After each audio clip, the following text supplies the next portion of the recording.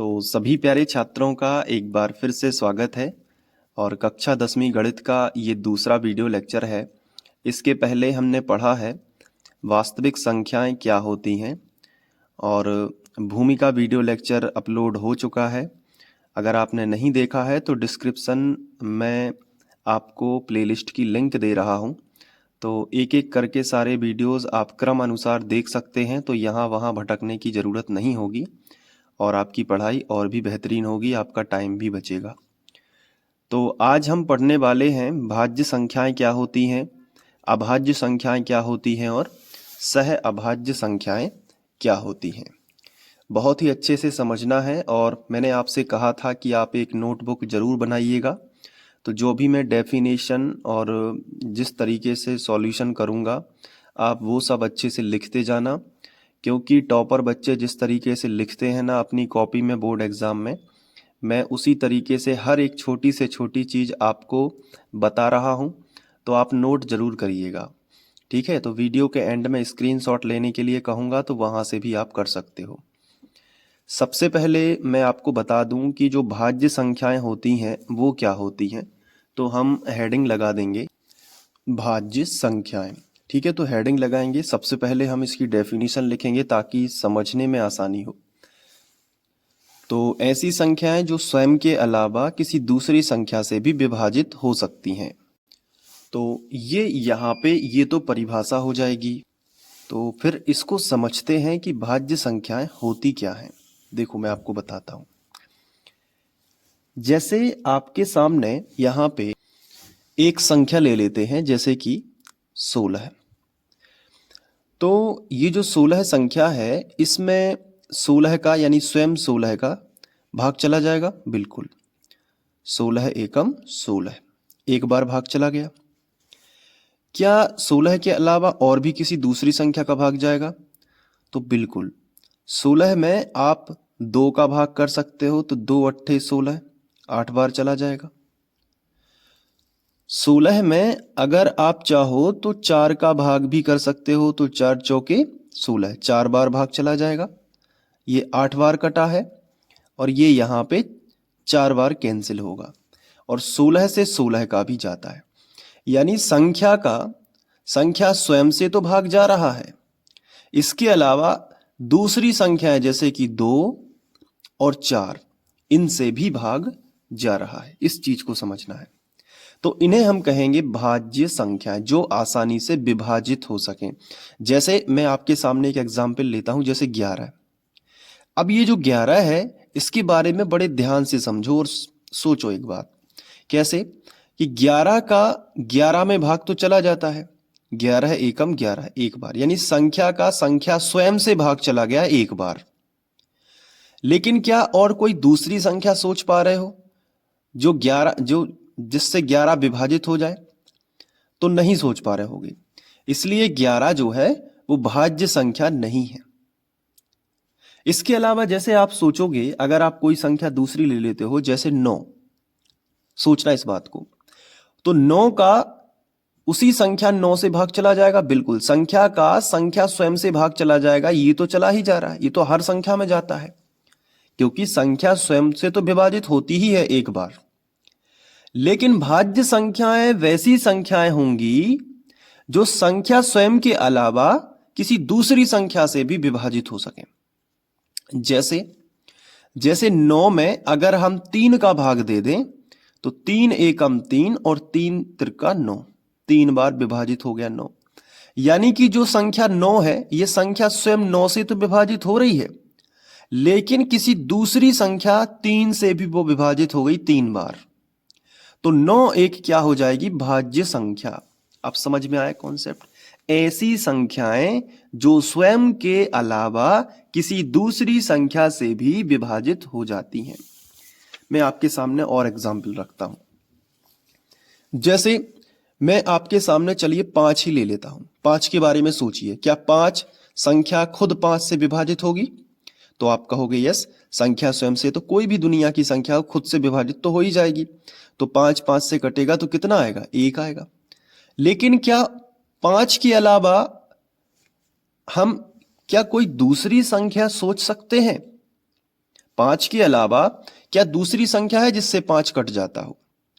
तो 5 से छोटी ही कोई सोचनी पड़ेगी, तो ना 2 है ना 1 है, 1 तो छोड़ ही दो, 2 3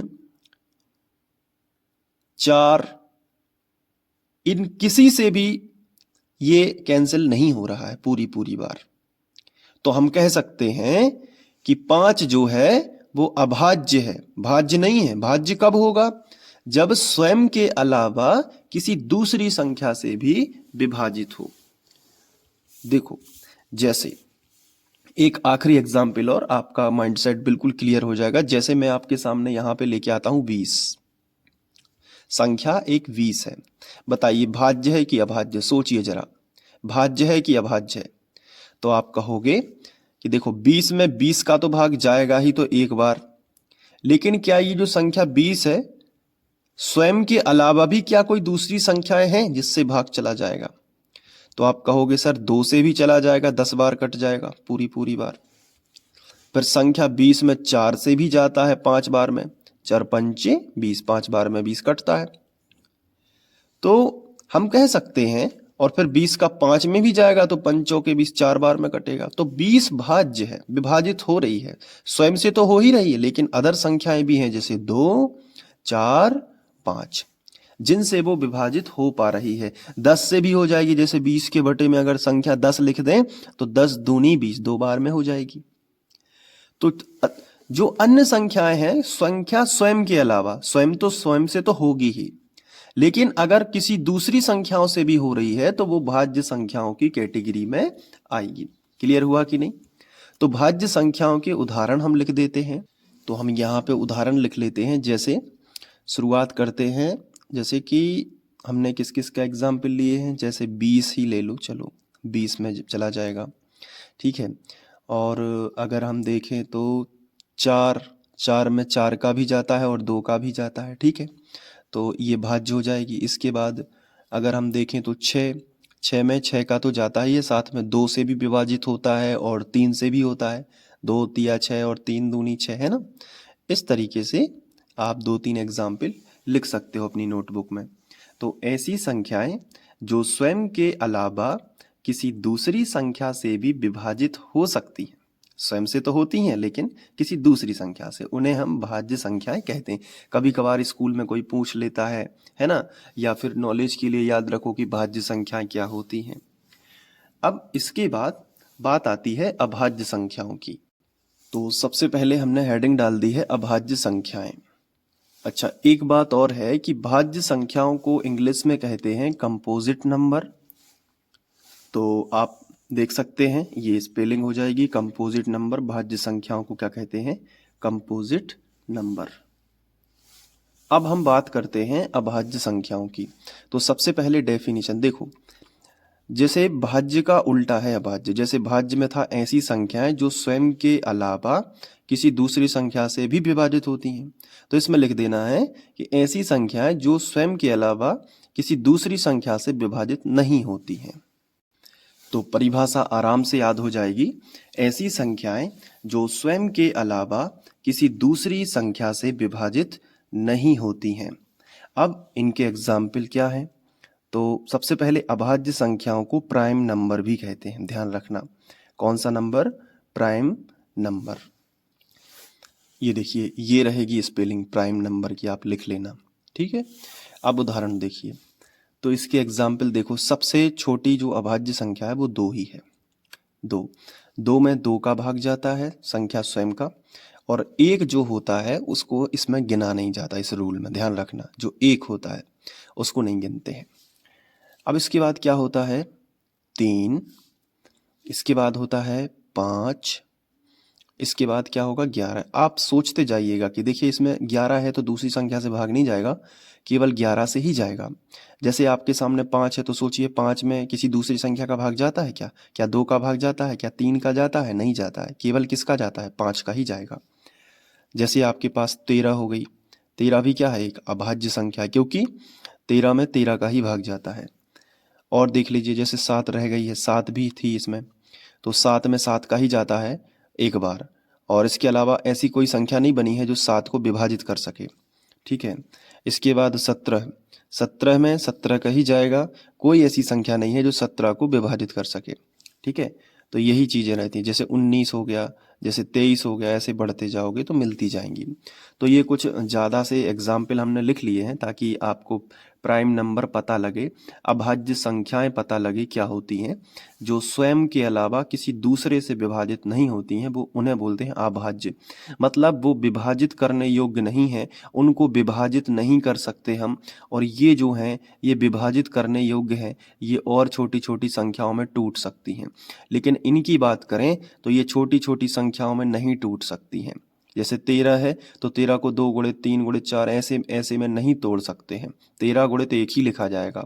जैसे 7 है तो 7 को हम 7 गुणित 1 ही लिख सकते हैं और इसको और छोटी संख्या में नहीं तोड़ सकते। लेकिन 4 लिखा है ना, तो इसको 2 गुणित 2 में तोड़ सकते हैं। तो जिसके गुणनखंड निकलते हैं वो भाज्य संख्याएं हैं और जिनके गुणनखंड नहीं निकलते हैं वो अभाज्य संख्याएं हैं। ये भी आप एक ट्रिक याद रख सकते हो। जिनके गुणनखंड निकलते हैं वो भाज्य संख्याएं हैं और जिनके गुणनखंड ही नहीं निकलते हैं वो अभाज्य संख्याएं होती हैं। इन्हें हम प्राइम नंबर कहते हैं। क्लियर हुआ कि नहीं? तो हमने पढ़ लिया है भाज्य और हमने पढ़ लिया है अभाज्य। अब बात कर लेते हैं सह अभाज्य संख्याओं की। तो यहाँ पे हम हेडिंग डालेंगे। अब इसको समझना बहुत जरूरी है। देखो, सह अभाज्य संख्याओं का कॉन्सेप्ट दो संख्याओं पे आधारित है। मतलब हम किन्हीं भी दो संख्याओं को बोल सकते हैं सह अभाज्य संख्या। जैसे आपके पास में अगर कोई संख्या है, जैसे आपके पास में 2 है या आपके पास में 3 है, 5 है, तो अकेली वो संख्या सहअभाज्य नहीं होती, सहअभाज्य संख्याओं का ग्रुप होता है। तो एक कोष्टक में ऐसी दो संख्याएं हम लेंगे तो उन्हें हम कह सकते हैं कि वो सहअभाज्य हैं। मतलब उन दोनों का HCF 1 होता है। जैसे मैं यहाँ पे ले लिया मैंने 15 और यहाँ पे ले लिया मैंने 16। अब ये दोनों संख्याएं सहअभाज्य हैं। अब आपके दिमाग में सवाल आ रहा होगा कि क्यों है ये सहअभाज्य। देखो, अगर हम 15 के गुणनखंड लिखें तो क्या होगा, आप खुद बताइए, सोचिए जरा। तो आप कहोगे 3 गुणित 5, 5 तिया 15, गुणनखंड निकाल दोगे ना, यानी 5 का 3 में गुणा करने से क्या आता है, 15। अब यदि हम 16 के गुणनखंड लिखें तो 16 के गुणनखंड हम निकालेंगे तो कितना आएगा, 2 दूनी 4 दूनी 8 दूनी 16। अब इन दोनों के गुणनखंड में अगर अच्छे से देखें तो कोई भी चीज कॉमन नहीं निकल रही है, उभयनिष्ठ गुणनखंड नहीं है। यहाँ पे 2 है और यहाँ पे 3 गुणित 5 है। तो इन दोनों में कोई भी ऐसा गुणनखंड नहीं है जो दोनों में हो। अगर यहाँ पे 3 है तो यहाँ पे 3 नहीं है। अगर यहाँ पे 2 है, जैसे 2 के ऊपर हम 4 की घात लिख सकते हैं इस तरीके से, क्योंकि 1 2 3 4 बार है तो 2 के ऊपर कितने की घात हम लिख सकते हैं, 4 की घात। अब समझो कि यहाँ पे 2 है, संख्या 2 है, यहाँ पे संख्या 2 दोनों जगह नहीं है। यहाँ पे 3 है तो नीचे नहीं है। मतलब 15 के गुणनखंड में जो चीज आई है वो 16 के गुणनखंड में नहीं आई है, और जो 16 के गुणनखंड में है वो 15 के गुणनखंड में नहीं है। अब इसको समझने के लिए एक और सरल तरीका मैं बता दे रहा हूं, बहुत ध्यान से समझना। जैसे मैंने लिखा 4 और मैंने लिख दिया 20। अब ये सहअभाज्य है और ये 15 और 16 सहअभाज्य नहीं है। क्यों, देखो बहुत ध्यान से समझना। 4 के गुणनखंड क्या हो सकते हैं, 2 गुणित 2 हो सकते हैं कि नहीं, और 20 के गुणनखंड क्या हो सकते हैं, 2 दूनी 4 पंचे 20। तो इन दोनों के गुणनखंडों में 2 जो है, 2 गुणित 2 और 2 गुणित 2, ये दोनों उभयनिष्ठ हैं क्योंकि ये दोनों में आ रहे हैं। जब उभयनिष्ठ गुणनखंड हमें मिल जाते हैं, ऐसी संख्याएं मिल जाती हैं जो दोनों के गुणनखंडों में हों, तो ऐसी दो संख्याओं को हम सह अभाज्य संख्याएं कहते हैं। यानी सह अभाज्य संख्याएं दो संख्याओं के बीच में बता सकते हैं कि वो सहअभाज्य हैं या नहीं है। जैसे 15 और 16 की बात करें तो 15 के गुणनखंड 3 गुणित 5 है, लेकिन 16 के गुणनखंड है 2 के ऊपर 4 की घात, यानी 2 गुणित 2 गुणित 2। तो 15 के गुणनखंड में जो संख्याएं आ रही हैं वो 16 के गुणनखंड में नहीं आ रही हैं, और जो 16 के गुणनखंड में आ रही हैं वो 15 के गुणनखंड में नहीं आ रही है। यानी इन दोनों में कोई भी ऐसी संख्या नहीं है जो दोनों में हो। तो हम कह सकते हैं इन दोनों में कोई भी उभयनिष्ठ गुणनखंड नहीं है। जैसा यहाँ पे है 4 में 2 गुणित 2 है तो 20 में भी 2 गुणित 2 है, तो ये उभयनिष्ठ गुणनखंड है। यहां पे कोई उभयनिष्ठ गुणनखंड नहीं है। तो जिनका कोई भी उभयनिष्ठ गुणनखंड नहीं होता है उनका हम एक मान लेते हैं। क्या मान लेते हैं? एक। तो यहां पे भी हम गुणा में कितना लिख सकते हैं? एक। तो कम से कम एक उभयनिष्ठ गुणनखंड जरूर होता है। तो HCF कितना आएगा? एक। मतलब जो भी उभयनिष्ठ में होता है वो HCF कहलाता है। वो अभी आगे चल के आप पढ़ोगे, तो अभी केवल इतना याद रखो, जो ऊपर होता है और जो नीचे होता है, ऊपर का गुणनखंड और नीचे के गुणनखंड सेम जो गुणनखंड होते हैं उन्हें हम क्या कहते हैं? HCF यानी हाईएस्ट कॉमन फैक्टर। हिंदी में बोलते हैं महत्तम समापवर्तक। तो यहां पे बताओ, जब कोई भी संख्या उभयनिष्ठ नहीं निकलती है, जब कोई भी संख्या उभयनिष्ठ नहीं निकलती है तो हम क्या मान लेते हैं कि एक तो होगी। तो जिनका HCF कितना हो? केवल एक हो, उन्हें सहअभाज्य संख्याएं कहते हैं। क्लियर हुआ कि नहीं? तो कुछ भी नहीं है सहअभाज्य संख्या, संख्याओं का ऐसा समूह जिनका HCF एक होता है। तो आपको डेफिनेशन में यही लिखना है कि संख्याओं का ऐसा समूह जिनका HCF कितना होता है? एक होता है। अब कुछ उदाहरण आप लिख लीजिए जिनके उभयनिष्ठ गुणनखंड, जिनमें उभयनिष्ठ गुणनखंड नहीं निकलते हैं, होते ही नहीं है। जैसे 15 और 16 तो मैंने आपको बताया, तो 15 और 16 दोनों ही सहअभाज्य हैं। जैसे मैंने बताया 5 और 9, ये भी क्या है? सहअभाज्य है। जैसे आप देखोगे 17 और 19, ये भी क्या है? सहअभाज्य है। जैसे आप देखोगे 13 और 20, ये भी क्या है? सहअभाज्य। ऐसी ढेर सारी संख्याएं जो है वो आप लिख सकते हो। तो सहअभाज्य संख्याओं से डरना नहीं है, इसमें कोई भी कठिन चीज नहीं है। ऐसी दो संख्याएं दो के अलावा भी हो सकती हैं, लेकिन मिनिमम कितनी होनी चाहिए? 2। तो जैसे मैं आपको यहाँ पे 5 और 9 से थोड़ा और समझा देता हूं। जैसे 5 बराबर 5 के उभयनिष्ठ गुणनखंड निकालोगे तो 5 को कैसे लिख सकते हो? 5 है ना, और 5 का और गुणनखंड नहीं होता, तो 5 एकम 5, तो 5 ही आएगा। इसके बाद अगर हम 9 की निकालें तो 9 को हम क्या लिख सकते हैं? 3 गुणित 3, यानी कि 3 के ऊपर 2 की घात भी हम लिख सकते हैं। तो ये देखो, 5 के गुणनखंड में 5 आया है और 9 के गुणनखंड में क्या आया है? 3 के ऊपर 2 की घात, यानी संख्या 3 आई है। ये जो संख्या 3 है, अगर ये ऊपर होती तो हम कह सकते थे कि जो उभयनिष्ठ कौन हुआ? 3। तो ये सहअभाज्य नहीं है। ठीक है, सहअभाज्य होने के लिए क्या चाहिए? HCF केवल एक चाहिए। तो 5 गुणित 1 लिख सकते हैं, इसको मन से 1 लिखिए, तो दोनों में उभयनिष्ठ क्या हो गया? 1। और जो उभयनिष्ठ होता है वही HCF होता है। जब उभयनिष्ठ कुछ निकलेगा ही नहीं तो हम 1 मानेंगे, हमारी मजबूरी होगी। और HCF अगर 1 आ गया, मतलब उभयनिष्ठ अगर 1 हो गया, तो वो संख्याएं क्या हो जाएंगी? सहअभाज्य संख्याएं। कुछ तो क्लियर हुआ होगा। अब जैसे यहाँ पे मैं आपका थोड़ा सा टेस्ट लेना चाहता हूं, आप बताना क्या है। ठीक है, एक संख्या यहां पे लिखी है 10 और एक संख्या लिखी है यहां पे 24। अब इन दोनों संख्याओं को आपको बताना है कि ये सहअभाज्य हैं या नहीं। तो आप क्या करोगे? आप सिंपली 10 के गुणनखंड निकाल दोगे। तो ऐसे लिखोगे 2 गुणित 5। क्लियर हुआ कि नहीं? 2 गुणित 5, 10 के गुणनखंड, 5 दूनी 10, 5 का 2 में गुणा करोगे 10 आ जाएगा।